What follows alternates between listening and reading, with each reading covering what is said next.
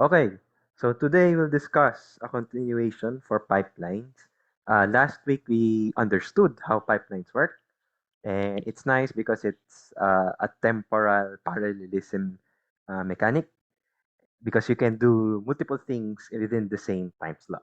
Now, the problem last week, as mentioned, although we have not shown it yet, is that pipelines actually suffer from what they call hazards because the timing of delivering data from point to point at different times of the operation or the cycle can mess up the timing of the data where it needs it to be.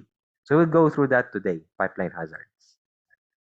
So yeah, the two things we're just gonna learn about data hazards, which has something to do with the ordering of how when to write or save data, and control hazards, which is handled by branching or jump instructions. No, actually just branching rather.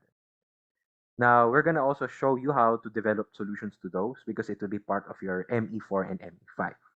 And just to make sure we're clear on that, ME4 and ME5 will be released 2 weeks from now, just before your reading breaks, just in case you might want to work on it because the exercises are fun, right? Okay, so hazards occur because of data dependency of instructions, particularly data hazard. Sorry, I should have put data hazard here. Data, right? But the hazards really have something to do with the interdependency and the ordering of instructions. Now, for example, we have this set of instructions here, and what do you notice? Add x is the first instruction, and the result of x8 should be available for sub and or instructions, right? And even this and. But if you remember last week, we only write the data back during the write back stage of the cycle.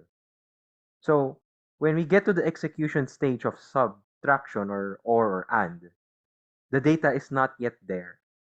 Right. So that's the idea that we have to watch out for. Actually, particularly the sub and the or instructions. So we'll go through that very quick example. So cycle one, again, right? Take note of the color coding just to indicate which instruction is being run and in which stage they are at. So add first gets to the fetch, normal fetch, nothing new. And then the add moves into the decode stage. That's fine, nothing different yet. While the subtraction is in the fetch stage. And in cycle 3, this is where it gets interesting, right? During the execution stage, this is where the add operation is operating at, right? And this is where we also compute the result. Here, the ALU. Okay. Wait, I want to change the color for the day because it's Friday. You'll go blue, and it's a nice day. Right?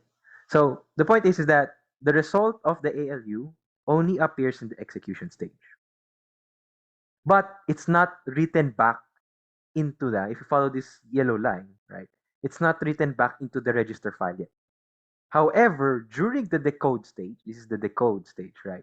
Of the subtraction, what it needs is that X8 data already, right? But we have not written it back, right? So what does this mean? This RD, this is source one. So this RD1 over here, I'll just go back to red. Sorry. This, whoop, where did my pen go? Pen, red. Okay, so this RD1 over here should be getting the data from the ALU. Because in our instructions, we should have updated X8 already. But instead, what we're getting is the old X8 data. It's not the currently updated one. So this itself is what we call a data hazard, right? Because we already need the data, but in the decode stage, the subtraction operation already needs that data, but it's not yet there. Okay? So this itself is a data hazard. But I'd like you to take note of it that, okay, all right, sure. So during the execution stage, we know we have very important information is that we have already computed the ALU result. Okay. So it gives you a hint, okay, I know that the result is ready at this stage. All right. So we'll hold that data first because we're going to get back to it. Now here's the other one. In the next cycle, I'm just going to continue. All right. If we run the operations normally, right, in the next cycle, the subtract operation will be in the execution stage. Now, this big X over here indicates that, okay, this RD1E that was read in the previous cycle when the subtraction was in the decode stage is actually using the old data, right? It's not using the updated X8 data yet. All right. So subtraction proceeds normally, but with the wrong data. However, take note that, okay, during the not write back, but the memory stage, when the add goes into the memory stage, that ALU result register is also holding the same data, right? That literally ALU result, okay? That ALU result is holding the same computed ALU result data computed in the previous cycle, right? So again, going back. So in cycle 3, I computed the correct data, but when you move to cycle 4, the ALU result M here is holding that correct data. So the point is that that correct data is available during the X stage. It's also available in the memory stage. All right. So it gives you a hint that, okay, I know it's existing here. However, there's another problem too. This OR operation is also in the decode stage, right? While it's in the decode stage, what do you notice? It also needs X8. But the correct result, as I said earlier, of that X8 is here in the memory stage. All right. To so I need to find a way. Okay, how do I overcome this problem that the result and the time that I need to get my data from the register is misaligned? So that's a tricky one. All right. Now, if I'm going to proceed even further, okay, so we are in agreement already that, okay, in cycle 4, the operations are okay, except the data that you're using is incorrect. In cycle 5, the ALU result here is incorrect because it used the old result. Okay, and take note, I'm pertaining to the subtract operation over here. But then the OR operation is also using the incorrect result. That's why there's a big X over here. Or rather, not the incorrect result, but it's using the incorrect data. And then the output of that ALU result during the execution stage for OR is also incorrect. Only because we're using the incorrect data. All right. So we have two problems. One is that if we proceed normally, subtraction and OR operations are incorrect. Now here's the thing. When you get to the fifth cycle, that ALU result M is actually saved into this register too, over here. Right? The one just above here. In the write back stage. Okay? Remember, this is the write back stage. So again, it's another opportunity to know that, hey, the correct data is saved in my pipeline register. Right. So there are three cases where I still have the correct data.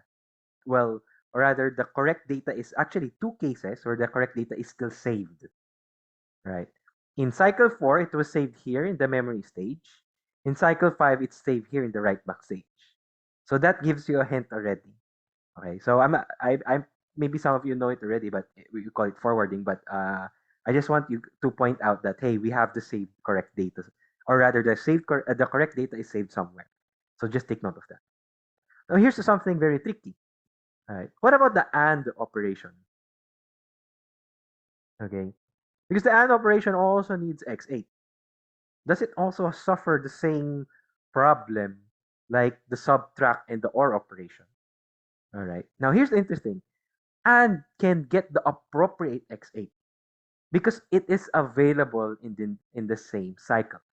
Now, I'd like to point your attention here that the clock that this register file uses is actually using a negative edge clock.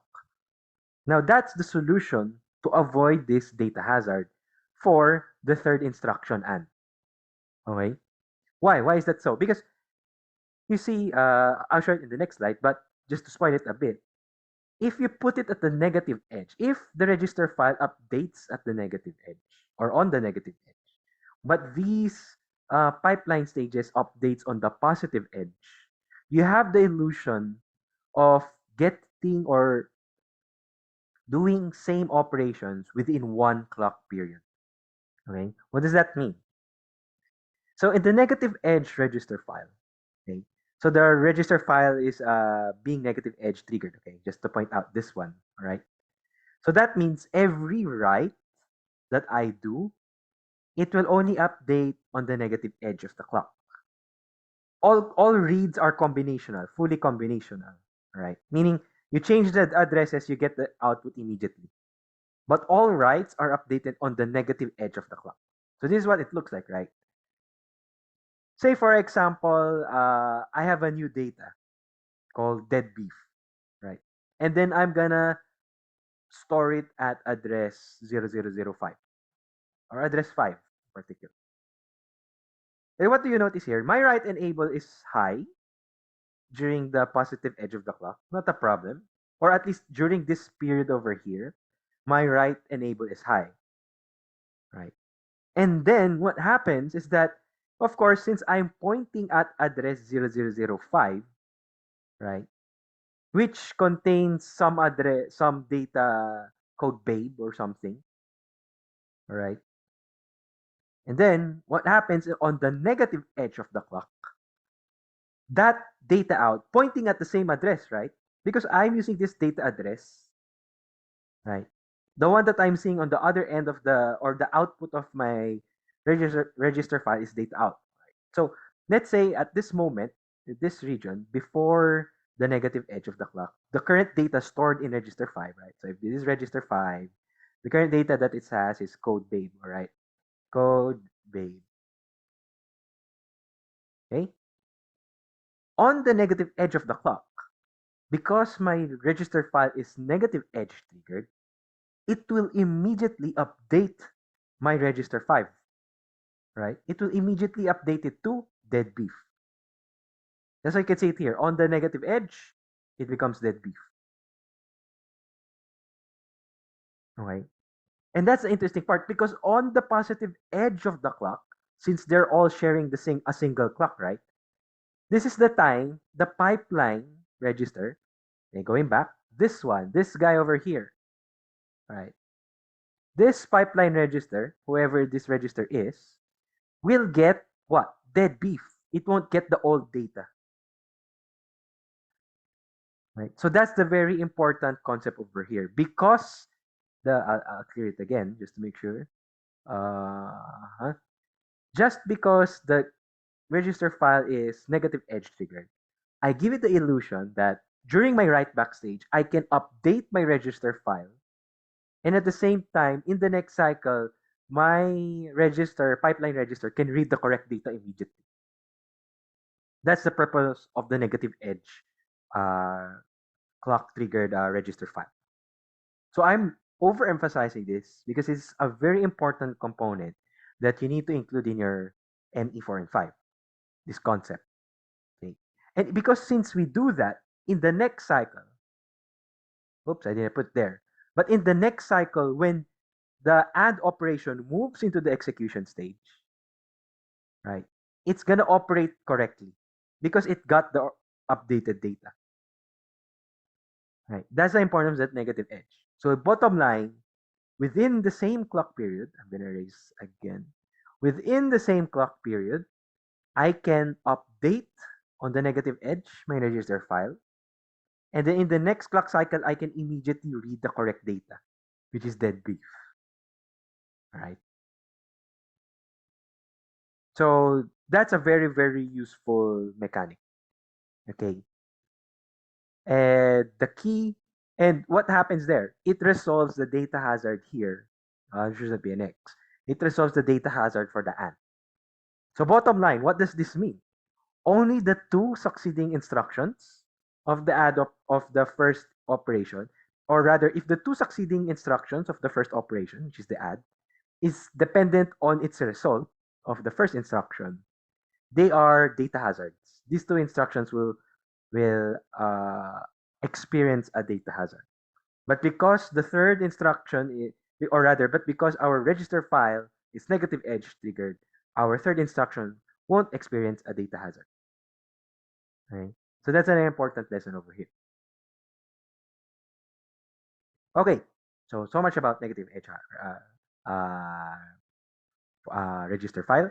So ultimately, the output of the ad is only available on the right backstage.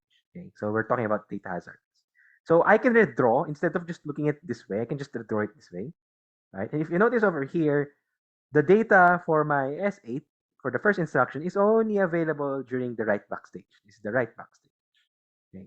Now both sub and OR operations need that result, but it's so far, right? So that's the problem. It's so far and they are not aligned, then I would have data hazards. Now the AND can access it normally, it's just right, because of the positive neg edge trigger. So look at here. The way you understand this figure is that okay, this is the fifth cycle, right? And in the fifth cycle, all these 1, 2, 3, 4 operations are operating at the same time. All right. And then in those 4 operations, you could see here that during the write back stage of the add instruction, and then during the decode stage of the AND instruction, they are aligned. So you can get the data immediately without any problem. Okay. However, for sub and OR instructions, because the write back stage is not aligned to the decode stages of sub and OR, then you have a data hazard. Now, this is what you call a read after write data hazard because you're reading the data register S8 after it is being written in the first instruction. Okay, that's why you call it a raw hazard. All right. So how do I solve this? Okay. Well, there are several ways. Two actually. One is a quick and dirty solution, and that's to insert no operations instruction. So NOP is no operation. All right. So it's literally do nothing. Okay. And then if you put two NOP instructions here, right, just after the add, then take note, this is a software solution, right? I'd like to emphasize it's a software solution. That's not a problem. It's okay. Some people do it, right? But it's not elegant. How we call it? It's not an elegant solution. Right? Or sometimes maybe because of the limitations of your device, you do have to insert NOP instructions. Some architectures where ISA is required to do that. Now you put two NOP instructions to delay long enough. Why? Because if you put two NOP instructions over here and you try to trace this sub operation, what do you notice? That right back stage now of that add instruction is aligned to the decode stage of the subtraction operation or instruction. So since they are aligned right now, then we are happy, right? That we can get the correct data. What about the OR operation, right? Because it's already saved here in the right back stage, then the OR operation reads it correctly. And then especially, yeah, I mean, obviously the AND operation reads the data correctly as well. All right. Now, this problem becomes costly because it wastes two instructions. It wastes instructions, that's one. So that's additional memory. So inserting two 32-bit data. So that's like extra, this is, how would you put this? 4 bytes and 4 bytes. That's a total of 8 bytes in total. So, that's still 8 bytes of memory. And then you waste two extra cycles, right?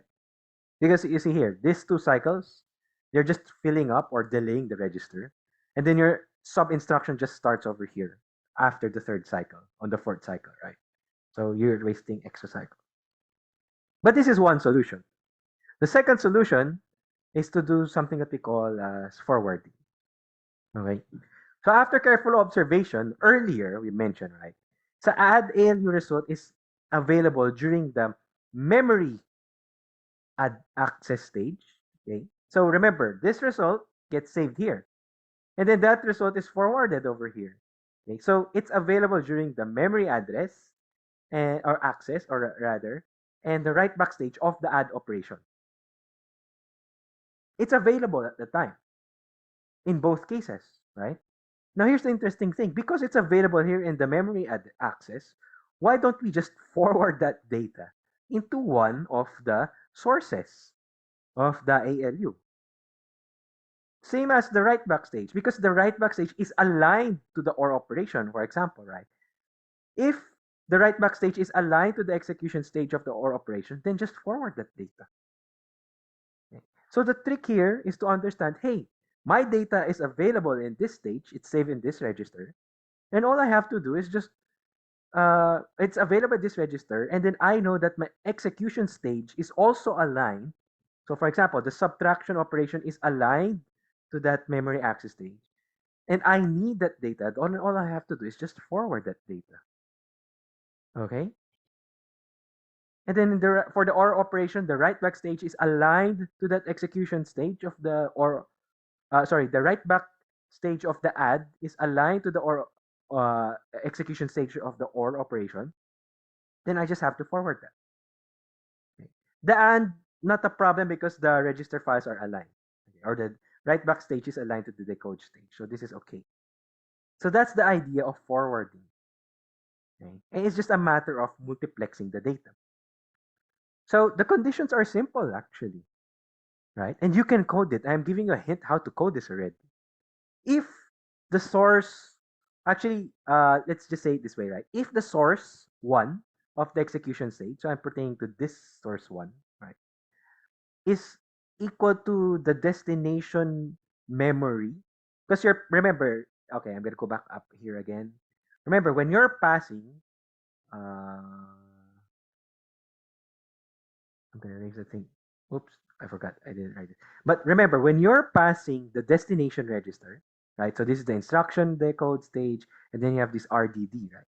You're passing the destination register along the path up to the final output, up to the write back stage rather, right? So that's the important part of there. If the execution stage of source one, okay, because you're passing that execution source, right? Or rather, you're gonna have to pass this in the pipeline right now, is equal to the destination register that's stored during the memory stage, right? So that M and E pertains to what stage you are in, right? So this one is pertaining to that, okay, what's that destination register in here? Okay? It's not written, but it's there. Okay? And then I'm not writing to register 0, right? Okay, not if the source is not equal to register 0, because register 0 cannot be overwritten, right? It's always fixed as 0. Then what I'm gonna do is that I'm gonna forward the result in the memory stage to the execution stage source one, right? So this example over here. Otherwise, the other scenario is that if my execution stage actually is equivalent or exists rather, right? Since my execution stage source one needs the destination and it's available in the write back stage, right? And of course, okay, this write reg m and write reg write are just indicators that I have to write into that uh, address or into that address, right? I mean, that's the write enable signal. Okay? So you just have to include it there. But the idea is that if my execution stage uh, needs the data and that data is available in my write back stage, okay, then I'm gonna forward the result. Okay, so from the write back stage, forward it to the execution. So it's this path over here. Although I've written it for source one only, you have to write it for source two as well. Okay. Now, and during this discussion, it's a bit, long and thingy, but I'd like you guys to take time and review it this way and try to explain it and understand it for yourselves. Because it's important. Because the concept of forwarding is very, very simple. Sometimes we overthink about it, but if you think about it very, very carefully, it's a very simple code. And technically, I'm giving you the hint that this is a code that you're going to be using. Okay? So the forwarding data path fix is essentially what? First, I'm also going to pass the sources that I need.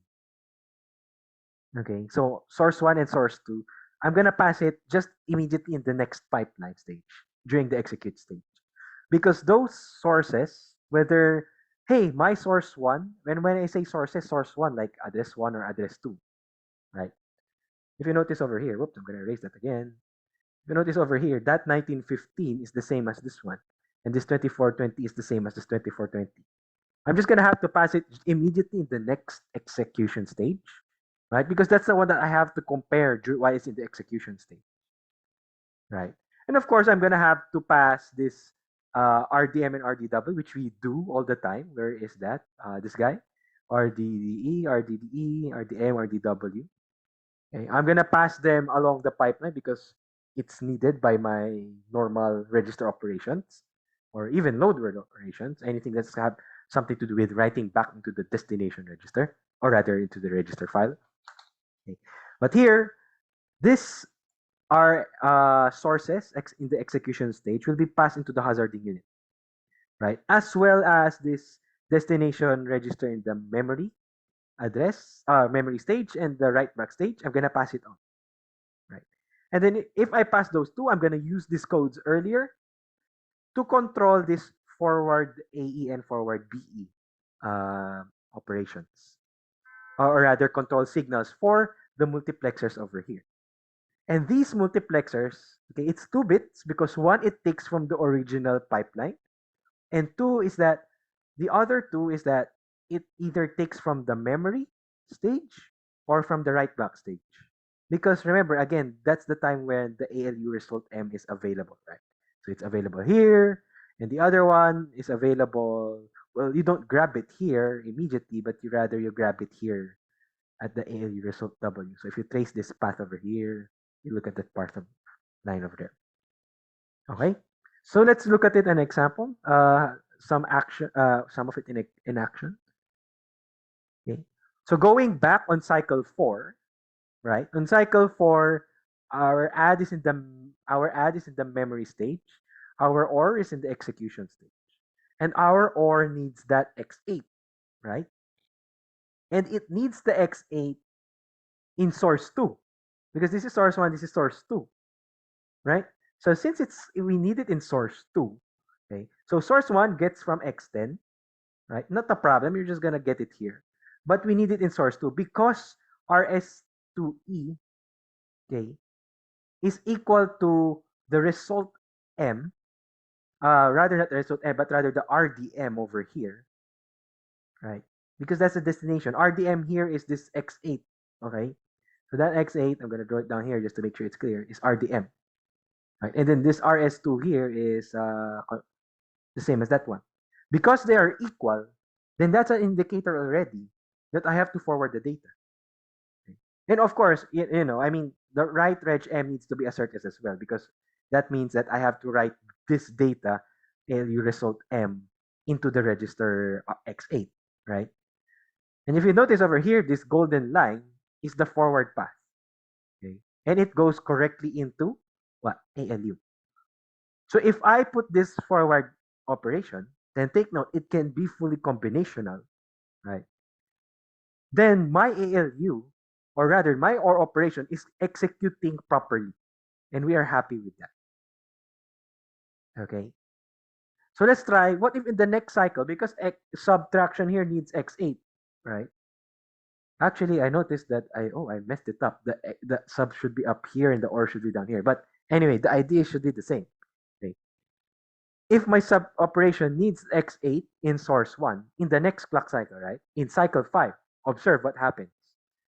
Okay.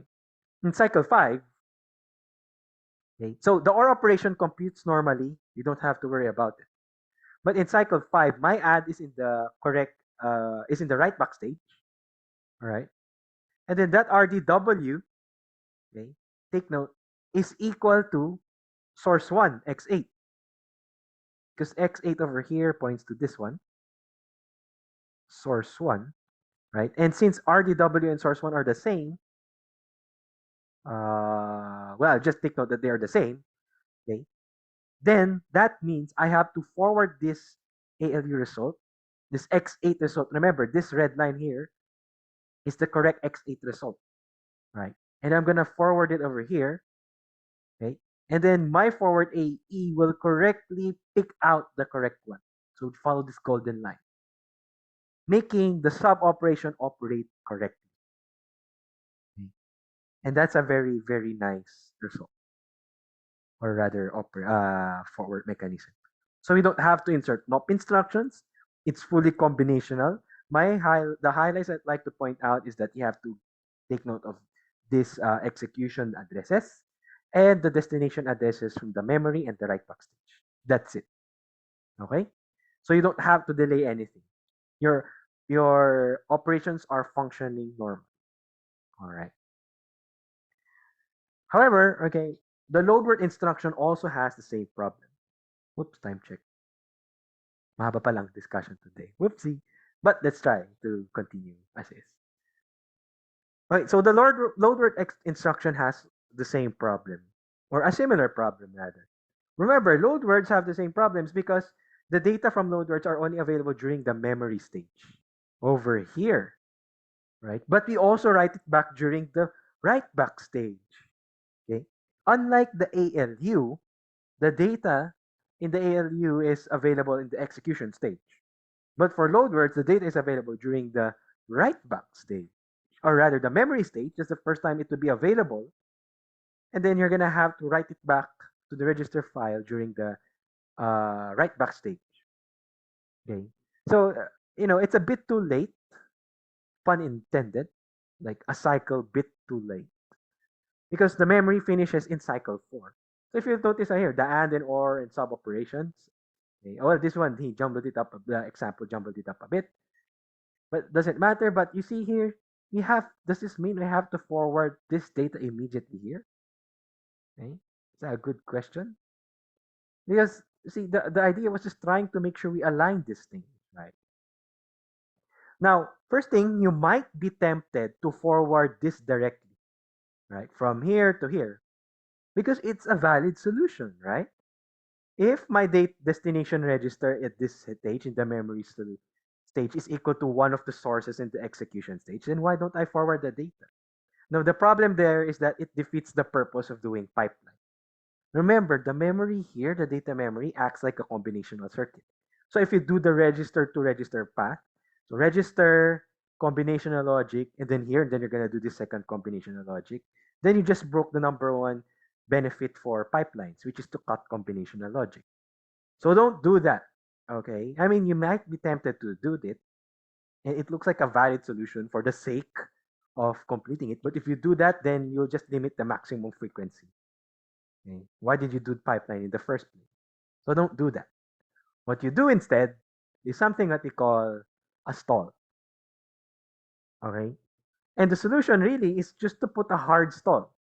And that's to delay the cycle for one clock cycle. It could be a NOP instruction here. Totally fine. But that's a software. We're trying to do it with hardware. Okay. Now a stall is easy to do because all you have to do is just, okay, if you notice over here, when you stall, you just delay one clock cycle. But you don't change anything in the decode stage or in the instruction fetch stage of the next two instructions. Right? You just delay it by one clock cycle. All right? That's it. That's what a stall does. Because if you delay it by one clock cycle, that data will be available in the write back stage. And two benefits. The instruction immediately after the load word instruction, you reuse your hazarding unit. The one that you used for the register operations, you use it here again. It's there already, so you don't have to do anything else. It forwards correctly. The second one is that if you observe here, the write back stage is aligned to the decode stage of the OR instruction. Okay? The second instruction immediately after the load word. Do you have to worry about anything? No more, because of the negative edge triggered register file. Okay? So all you have to do, again, is just stall the first two stages of the immediately, or the stall the stages of the two immediate clock cycles, or rather the two immediate instructions. Right? And it's very easy to do. Okay? Because the conditions to stall are simple. One, the load word is in the execution stage. Right? If I detect that my load word, okay, is in the execution stage, not a problem. And the load destination register RDE in the execution stage, right, matches that of one of the RS1D and RS2D here in the decode stage over here. Okay. Any of those. Actually, just the one in the immediate. You don't have to check here in the OR stage. No need. Just the immediate instruction. So for these two aligned components, the access stage of the load word and the decode stage of the immediately next instruction, if the destination address of the execution stage of the load word is equal to one of the destination addresses of the decode stage, then you stall the cycle, right? So I highlighted here in this red box just to make sure you get the idea. So the thing is that what we're doing is that we're essentially looking ahead. Aha! If I detect that I have to stall in this stage, then immediately in the next clock cycle, I just stall it once. Okay. And that's it. Right. And then when we stall, take note, okay, we first stop two things. Well, actually stop two things. First is that we stop the update of the instruction fetch, right, of this OR cycle, right? And then the decode stages as well of the immediate cycle over here, right? If you notice this one, right, it's an exact duplicate. Nothing changes between these two. So you just stall the instruction fetch of the OR and stall the decode stage of the AND operation, right? And then you notice down here, because you stop the update of the instruction fetch, it's hinting that you stop the program counter, all right? If you notice down here, the sub operation actually starts after the instruction fetch of the OR operation, right? So it doesn't start immediately here, but rather it starts immediately over here in this after the stall instruction. Okay. So what about the supposed? No, here's the interesting part, right? Because it might be a bit confusing at this moment, but I'm gonna explain it as is, and then I would like you guys just to review the lecture slides again. All right, in the video. So you might be wondering, okay, because here, right, you stop the RF, or rather the decode stage over here, right? But essentially, it's like you're doing some kind of you're supposed to do rather an execute operation immediately. But because you stopped it, what happens in the immediate execution stage, right? That's a big question over there. All right. So what happens? So what about the supposed execution stage immediately after? Okay. And the succeeding stages, the memory access and the write back. Now, you need to put this register, you need to clear rather the pipeline registers when it gets into the execution stage of the AND, right? Because essentially the idea is that, okay, after the decode stage, you're supposed to do the execution stage, the memory access, and the write back stage access immediately. However, since you stall the cycles, you don't want any operation running these quote unquote shadow stages. Okay, we call it the shadow stages because technically they run, but you're not supposed to run anything because you just stall the cycle. But they have to run. All right. So what you do is that you have to clear this execution stage register so that the data and the control registers in the succeeding cycles are not going to be used in these shadow stages. We're essentially propagating quote unquote NOP instructions in those shadow stages. And this is what we call flushing. Okay. Now it's not easy to visualize it this way. I'm going to show it to you in the next slides. A better visualization, right? Now we do this so that the succeeding stages after the stall won't update at all. Okay? Because it's not supposed to do anything in the first place. All right. So take note of that. Don't worry, we're going to demonstrate it right now. So this is what the improved forwarding data path looks like. Okay. So first, this blue one is that you add an enable signal for the program counter. If you have to stall, don't update the program counter. Right. And at the same time, if you have to in the decode registers, the pipeline registers for decode, if you have to stall, don't update the decode registers. Okay, so you have that enable signal as well. All right, over here. And then for the execution stage, you have to clear all of these guys because in the succeeding stages when it's running, you're not supposed to process anything. You're trying to let the shadow registers flush out. Not shadow registers rather, but the shadow stages rather to flush out. Okay.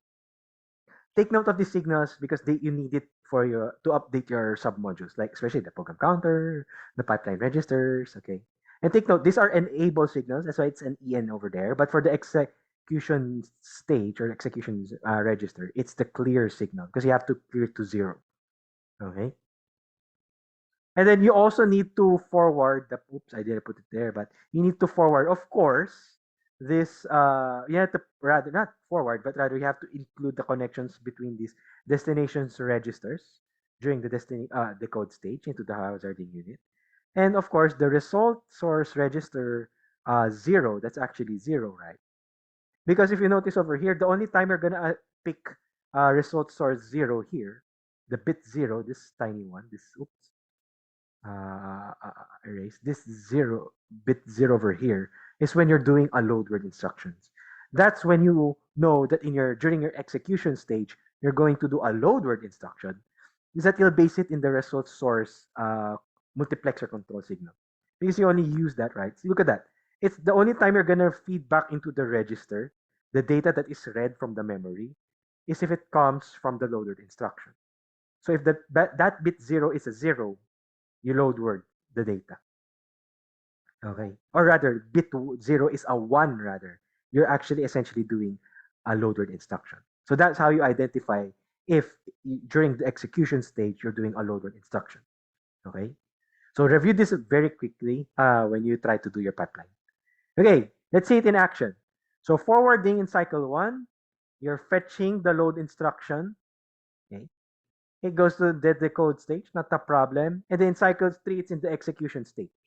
And take note, in cycle 3, in the execution stage, because I know I'm doing a load word instruction, this result source E bit 0 is a 1. It goes here into the hazarding unit. Okay. And then I know I'm also comparing my destination register in the execution stage to the source registers in the decode stage. Okay, this paths over here. All right. Now, those are nice things. Then what we're gonna do is that we're gonna stall the cycles. Okay, we're gonna stall by stopping the program counter, stopping the decode registers, and then clearing the execution registers, pipeline registers. Okay. So in the next cycle, you would expect that this will still be, in the next cycle 4, you expect that the OR operation is still in the fetch stage, the AND operation is still in the decode stage, right? And during the execution stage, okay, the load word will move into the memory access stage, but in the next cycle, you'd expect that all of these control signals should be 0. Visually, it will look something like this. Okay, so take note. Okay, OR and AND did not change, but then all the operations, all the control signals, all those in black over here are 0 in the execution stage. Okay, because it's not supposed to do anything. We delayed the cycles. We purposely delayed the instructions so that the load word will be available or can process things in the memory access stage. And in the next cycle, it already moves into the write back stage. Right. And since all of these are 0, we introduce something that we call a bubble. Because if you look at your pipeline, you only see zeros on all of these things. So it's a bubble. It's a useless stage. It's a useless cycle that's existing in your stage, right? Because well, the purpose is to delay it. Okay? So we call them bubbles. So what you're gonna do, since it's 0, then you're gonna release all the flushing and stalling signals, right? And then your pipeline proceeds normally. So in cycle 5, bam, right? The bubble moves into the memory access stage. And then your load word now is in the write back stage. And because it's in the write back stage, all these things are forwarded, right? So say, for example, the AND operation needs X7, right? But because we had our hazarding forwarding unit earlier, then it's being forwarded normally, right? Just like we discussed earlier. And then the OR operation that needs the X7 register is in the write back stage already. And then the OR operation is in the decode stage, right? And we're happy with that because the decode and the write back stages are aligned. So we don't have to worry anything about that. Okay? So that's the forwarding for load word. The ideal only is just to store it for one clock cycle. And then I'll just go along the lines, but if we move to cycle 6, the bubble is now in the write back stage, so it's doing nothing. And then all other instructions are proceeding normally without any issues at all, right? So we have essentially resolved the data hazard for load. Now, control hazards, okay, I'm going to speed up the discussion already just to make sure we uh, finish in, well, hopefully in an hour. Control hazards is another one, okay? There is one more problem, but it only occurs when we start doing branches. Because essentially what happens is that we mess up the time. All right. So for example, when a branch instruction is evaluated during the execution stage, if we have to take the branch, then we're essentially jumping to a different program counter, right? A different address in your instruction memory. Okay? If you consider over here, let's say you have a series of instructions over here, and let's say this branch here is taken, and it has to jump to branch or address 58 in hex. But then the problem here is that my two succeeding instructions after the branch instruction, the subtract operation or operations, are processed normally. They are loaded into your pipeline. Okay, they are loaded in the pipeline. What's the problem? Well, the problem is it has to process in the pipeline. But you don't want that, because the next instruction that you essentially have to run is this one, the one in 58, right? So essentially, what do you have to do? You have to flush them out. Okay. Sadly, they are wasted cycles. But that's the easiest solution to deal with branch instructions. You have to flush them out of the system. Okay. So yeah, the fix is simple really. Just add a clear in the decode stage, because you notice over here, uh, actually decode and instruction fetch stage. Or no, sorry, rather, because we have to flush it down here, we have to flush it. This is the decode register, and this is the execution register. Okay, pipeline stages, pipeline registers. But we already had the flush for the pipeline execute register. So we just have to add a clear for the decode register this time. Okay. And it's simple. If a branch is taken, do a flush. Okay. And then you just have to flush it for one clock cycle, and then it propagates all throughout. Right. So for example, if we detect that, hey, we need to take a branch at this moment in the execution stage of the branch instruction. Okay, then I'm gonna flush this, and I'm gonna flush this. So in the next clock cycle, you just have a bubble here, and then that bubble propagates all throughout. You just have to assert that bubble or flush once. Okay. So let's see it very quickly in action. Oh, sorry, I forgot to include. So improve pipeline data path. When you need to update your PC source, okay, because that's the time you know that, hey, I have to uh, update my program counter to the new one, right? And then you evaluate it here in the execution stage, right? So if the zero there, remember, you do the branch and equal to with the zero signal from the ALU. And then you detect that, hey, I have to do the branch instruction over here, okay? Okay, sure, I'm gonna have to do the branch instruction. I have to move to the branch. It proceeds normally, but then you have to include the control signal for the decode stage, this one, and then you have to reuse the control signal for the execution stage. So you have to flush it out. Okay. So let's see it in action, right? I'm gonna move it there. So again, we do the same. Yeah, and just to take note of the address over here, right? We do the branch fetch. It's being decoded. We're gonna load the subtraction. The subtraction is now in the decode stage. We load the OR in the fetch stage, and then you have to evaluate the branch instruction. And let's say the branch is taken. What we expect is that, okay, we're going to jump immediately to the add instruction next. So we're expecting that the add instruction will be loaded in the fetch instruction, because that's the branch we're going to have to go to. But then my decode stage and my execution stage should be bubbles, this stage and this stage. So in the next clock cycle to look something like this. And as you can see, the add instruction is loaded in the instruction fetch, but then my decode and execution stage are now bubbles. So I didn't put the black signals anymore because, it's a bubble anyway. I hope you understand that. And then it proceeds normally, right? So I'm not gonna load other instructions after here. Okay, I assume there is over there. But I'd like you to see what happens when you uh, proceed normally, right? You can see the bubbles existing. It's just going through along the pipeline.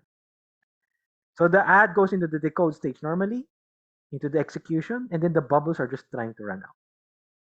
Whoops. Yeah, that's pretty much it. Time check. Okay, fantastic. Okay, so there's this method called branch prediction. We won't discuss it right now. We'll discuss it later on when we deal with out of order executions. And the idea is to create for branch prediction because technically what you have here is that you're actually I'm gonna go back, right.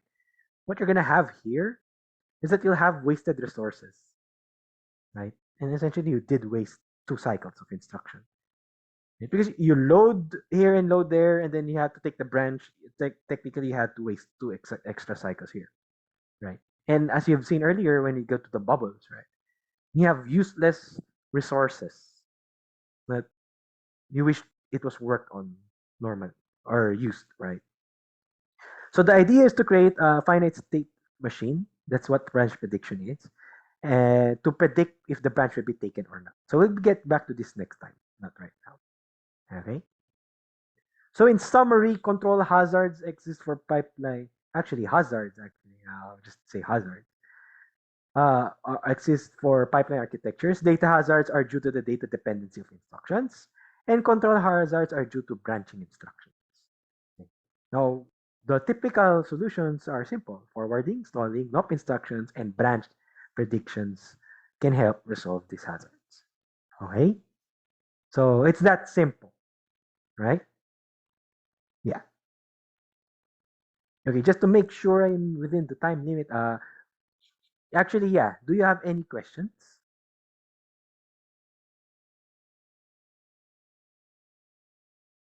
I know it's long and beefy, but you can't help it. I think the best way to understand it is review the lecture and try to explain it for yourself. It's important that you understand, okay, just how is it going to work? The flow of data. You always go back to that kind of mentality. What is the data flow? All right. So yeah, that's pretty much it. Pwede bang mag-NOP na lang? And uh, NOP is a solution, yes. But in our machine exercise, I'm gonna restrict you to use the instructions that I'm using. So you're not gonna do NOPs. Okay. But practically, sometimes we do that if uh, for very specific occasions. And think about it this way: if you're given the job to make a computer architecture, a computer, as much as possible, you don't want the software engineer to have to think about these unnecessary requirements for them. All right. So, I mean, when we code in C or in assembly, we don't really insert mop instructions anymore. Not unless the hardware designer says, "Hey, you have to insert mop here because I wasn't able to solve it." Think of the software engineer as your client. So we make them as happy as possible that they don't have to think about extra scenarios that they have to think about. Because introducing NOP instructions is not their fault. It's like us digital designers. It's our fault that we're not able to support it. Right? But that's a good question. Pwede bang NOP na lang? Kung pwede sana eh. Right? But, in reality, at least in my experience, I had that experience where, oh, uh, I think my boss that time did not want me to put or to make NOP instructions as an excuse. Okay, so yeah, quick answer. If we can fix it in hardware, let's try to make sure the hardware is fixed as good as possible. Okay, but that's a good question. Any others?